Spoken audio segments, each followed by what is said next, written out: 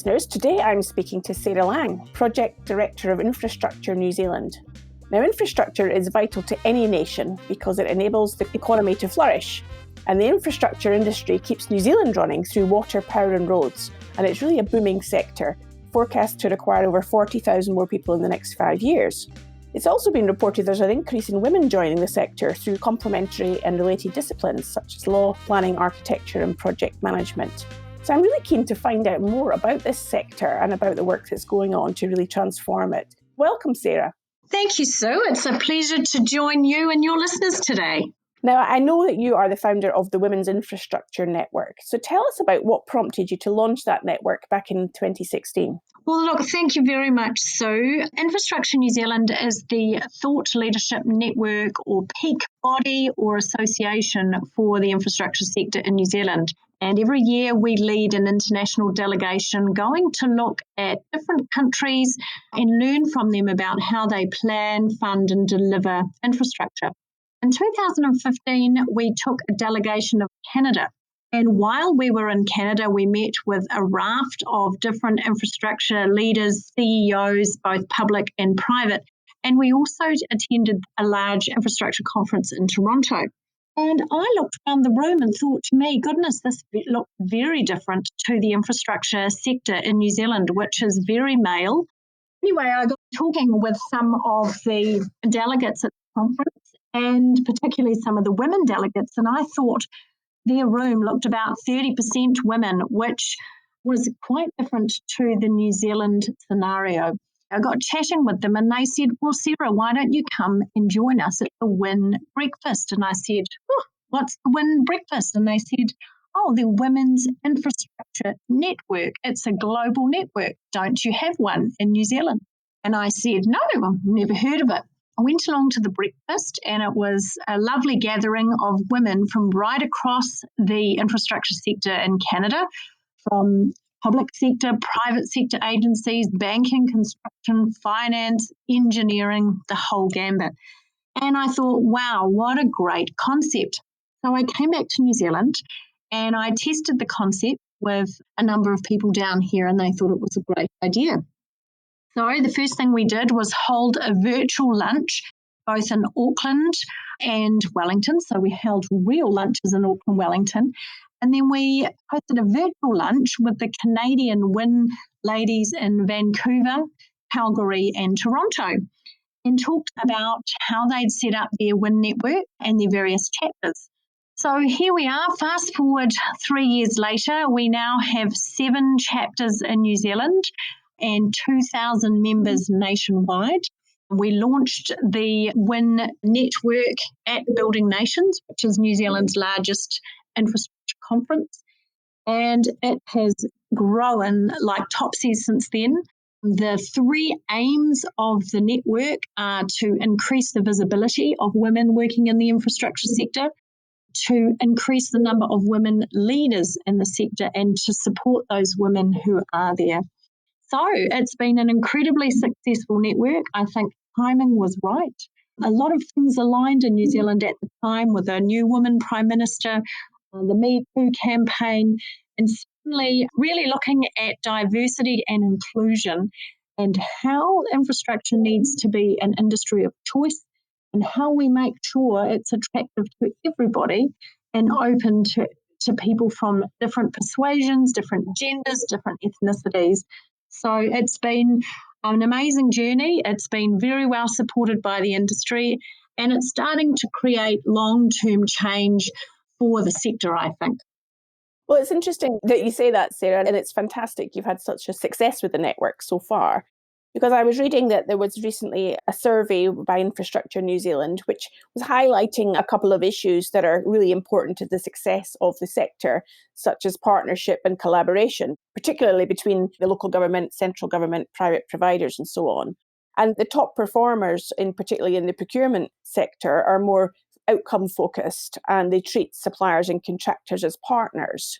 I'm wondering, in terms with perhaps an increase in women coming into the sector and the support that you're providing through the network, do you think that has any relevance or link to the kind of change that's required within the ecosystem of infrastructure?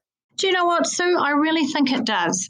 typically women have been sort of under the radar in the infrastructure sector, but we forget there's often a lot of women involved in comms roles, in stakeholder engagement roles, in the sort of soft skill space. And I think what's happening through the network is we're giving visibility to those women. And I think those traits of listening, of partnering and collaboration are now seen as viable skills and necessary skills. So, for example, case in point, at the moment in New Zealand, we're currently building a subway in the Auckland CBD. It's an engineering feat, but it's certainly not the most challenging of all underground railway systems in the world. But certainly it is through a busy CBD. Now, we can keep employing the same type of people, or we can make sure we employ people with different skill sets to make sure we are looking at the project in a holistic way. So, for example, if we were just to employ technical engineers who were boffins and great at their job, but didn't have an outward-facing capability, it would be really hard to get stakeholder buy-in to build a railway through the centre of your main city. So we really need a diversity of skill set. I really feel quite strongly that we need to employ really diversely to make sure that we are considering the problem from all angles. And I really think that certainly not entirely due to the WIN network, but I do think it's put the issue of diversity of thought fairly and squarely onto the radar. It's great to see that it's having that impact in a positive sense. And in terms of the women that come along to your network events, what do they gain from being there? Sure. We're open to everybody, not just women, men as well, particularly champions of women. And for women to succeed, we do need champions, advocates. We're open to new grads right through to senior CEOs, so everybody along the continuum.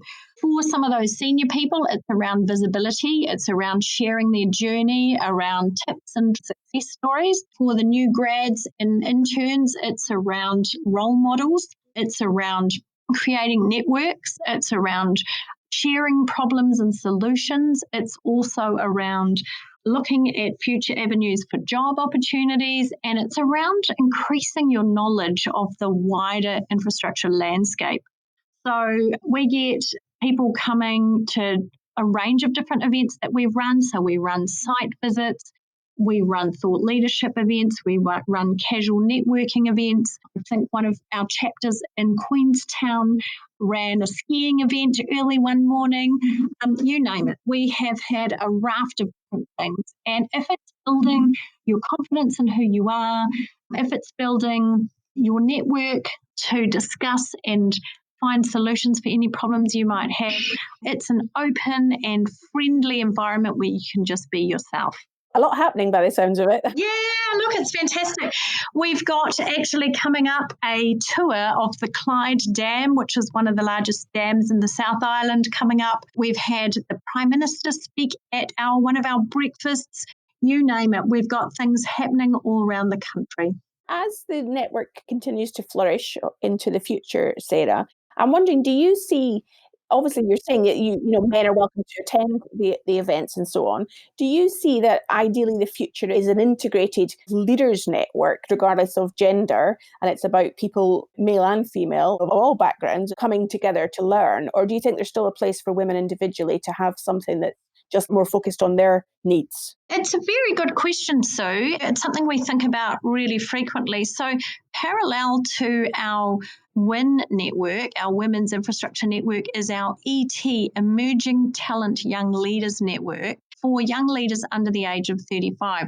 So, not are we only looking at diversity by gender, we are looking at diversity by age. And we also need to look at diversity by demography, by ethnic group, by religion, you name it. So our ET network has been established to really provide opportunities for young leaders to network, to help them understand more about the breadth of the infrastructure industry, to give them access to industry leaders, to profile and also increase their visibility, and to provide some sort of soft skills, public speaking, getting their LinkedIn page up to speed, how to network, all of those things that you use in your everyday life. And we've set up 2 chapters. We've got chapters currently in Auckland and Wellington, and we are launching our 3rd chapter in Christchurch. I guess one of the things that younger people these days, they do like to be led and managed very often differently to perhaps more traditional approaches. I'm wondering, what do you think can help the infrastructure industry be appealing to them and to meet their needs? Well, it's really interesting, Sue. Since we have established this Young Leaders Network, our Emerging Talent Network, I have become very enthusiastic and positive about the future of New Zealand. These young people are savvy, they are sassy, they are well informed, they have a very strong social conscience, they are far more connected and ethically minded than I ever was at their age. They are pushing the industry to look at sustainability, to look at decarbonisation, to make sure that diversity and inclusion are just the norm, to improve our focus on health and safety. So I think they are the moral conscience of the industry. I think they are going to move the industry to a new place, which is great. In some ways, they're the whistleblower, and I'm really keen to seek their opinions. They have some great ideas. They're very connected through technology, and I think they are a wonderful addition to the industry, and that's why we're really supportive. How do you get those people that are in the leadership positions that maybe have been there a number of years, maybe male? How do you convince them that the input and the insights that women and the young leaders can bring to the industry, how do you get them to change? Look, it's not a fast journey, and sometimes you take several steps back before you take steps forward. But I think there is some general cultural change happening in the industry. 5 years ago, we, Infrastructure New Zealand, as an organisation, were not even looking at the makeup of our speaker panels. Today, there is no way we would proceed with an event unless there's diversity of speakers, whether it be gender, ethnic makeup, age, whatever, on the panel. We just would not proceed unless we are thinking about that sort of thing. And it's just the same. Like, we're very careful at our conference. We have no single-use throwaway plastic bottles. We have no straws. We measure our waste. We recycle where we can. 5 years ago, we probably weren't thinking as much about that as we needed to. I think some of these things are changing. Some of the old guard is moving on. Some of those skeptics that perhaps didn't appreciate some of these values are coming to the end of their careers. I also think, those open to change, embracing these ideas, and they're learning in a two-way stream from some of our young people. So, you can go both ways with mentoring, and I think sometimes mentoring up and mentoring down, particularly in the technology space, is something that some of our older generation would do well to do. Some other ideas, some of our boards have either shadow board members or observing board members, and many of those are often young people who are just starting out on their governance career. Having their voice at the table is very important, and, a gradual observing role can be a great entree for some of these young people into board places in the future. It seems like you're really integrating some of the philosophies about valuing difference and the environment and the economy and so on into everyday activities and making it the norm. Look, I think it's a little bit like sustainability. Perhaps in the 1980s, you used to recycle your paper and you'd tick the box and think you'd done it. But actually, you need to look at what light bulbs you're using. You need to look at how you're travelling. You need to look at to see if you can reduce your air miles. You need to have a recycle bin. You need to maybe be doing some community contribution. You need to be doing it all the time. It's not a one-tick wonder. It's a long, slow game. I think for some people who are open to change, they're not threatened by employing more diversely. For others who perhaps come from a position of power and they've never experienced what it's like to be on the margins, it's possibly threatening. But I actually think New Zealand and the world is a better place where we include the thoughts and views from everybody. Well, you certainly have a role model in the Prime Minister in your country being a woman. Yeah, we do. She's doing a great job. She's faced some significant challenges while she's been in power, but I think how she responded to the March Christchurch tragic shootings last year with the Muslim community was exemplary. She's been a great model around displaying kindness and respect. And I think going back to some of those values is very important, particularly when we look at some other politicians around the world. Well, it moves us nicely on to the subject of leadership. And I understand, Sarah, from your perspective, you participated in the International Visitor Leadership Programme to the US this year, and you were only one of 8 from the Southern Hemisphere who were invited to join that programme. As you continue to develop your leadership journey, tell us about what you learned on that programme. So it was an absolute privilege to be selected, and it certainly came out a bolt out of the blue for me. So I was selected by the New Zealand American Embassy to attend a 3-week leadership program on disaster and emergency management in America. I was particularly interested in infrastructure resilience during times of disaster. It's a big issue for us in New Zealand, particularly with our recent earthquakes. And so I was selected to go up to Washington and visit Washington, Houston, LA, and Seattle, learning about obviously the American political system and how they respond to disasters and how they fund and manage and govern disaster response. And then we headed to Houston to learn about Hurricane Harvey and how America responded to that. We then went to LA to learn about mass shootings. And prior to the Christchurch disaster, I thought that would be irrelevant for me in New Zealand, but as it turned out, it was very pertinent. And then we headed north to Seattle to learn about tsunamis and earthquakes, also very relevant to New Zealand.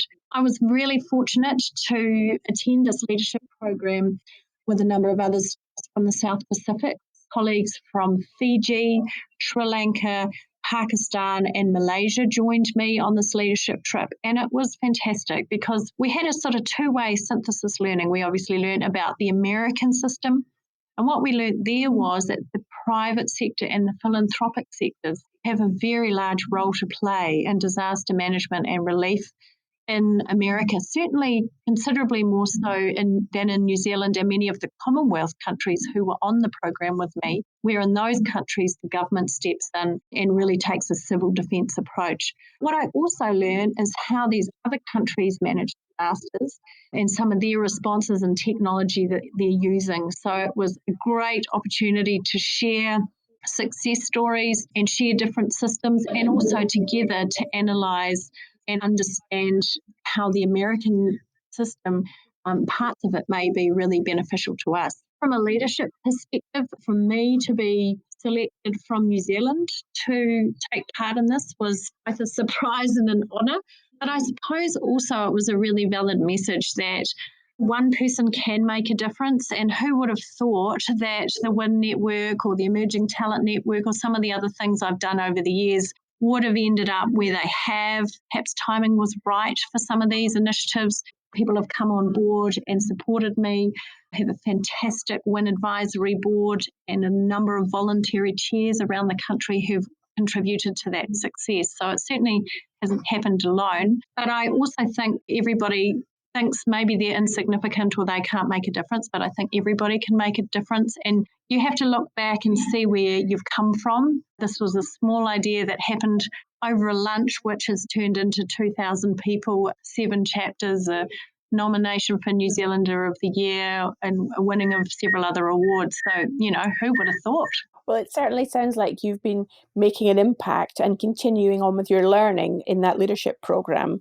My final question to you, Sarah, is what does the future hold for you and the industry, the infrastructure industry and its ecosystem? Where do you see it all heading? That's a great question. And it comes back to my earlier comments around the Emerging Talent Network. I feel very positive. I'm very emboldened and excited about our younger generation coming through. I feel very positive about where they're going to take the industry.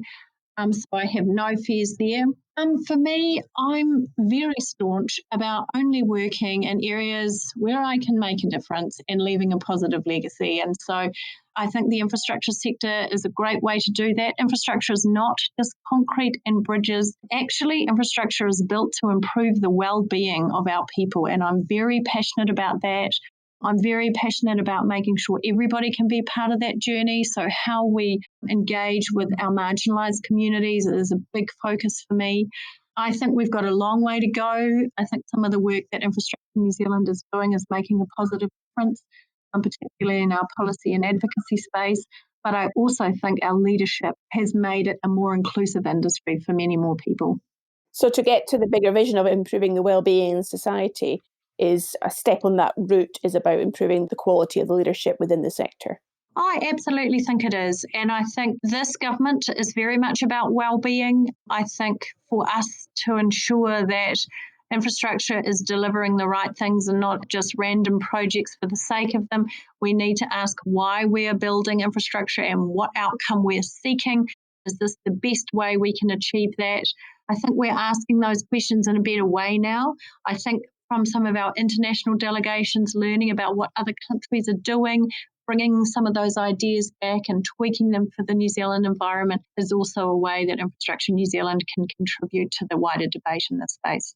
Well, it's been a great pleasure speaking to you today, Sarah, and I wish you all every success in the future with the network and the work that you're doing. Oh, Sue, thank you very much for your time. I appreciate the invitation to talk with you.